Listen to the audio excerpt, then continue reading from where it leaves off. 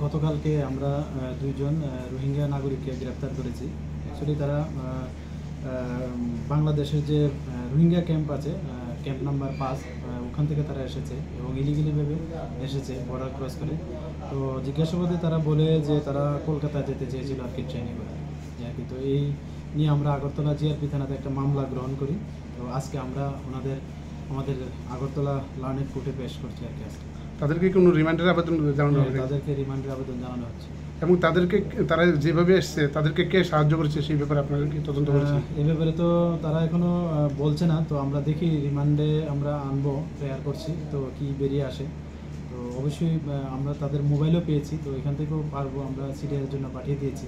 তো আশা করি এটাতে যারা ইনভলভ আছে অবশ্যই আইনের আওতায় আসবে। তাদের কাছ থেকে আর কি উদ্ধার করা হয়েছে? তাদের কাছ থেকে এমনি ইন্ডিয়ান কারেন্সি আর তাদের যে স্মার্ট মোবাইল ফোন